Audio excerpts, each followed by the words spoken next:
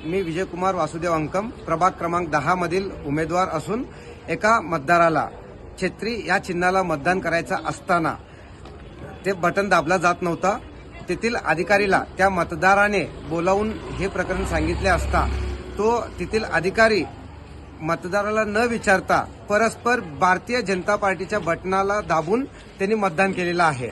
म्हणजे सोलापुरात अनेक ठिकाणी अशा प्रकार होत असल्याचे अनेक तक्रार आहे।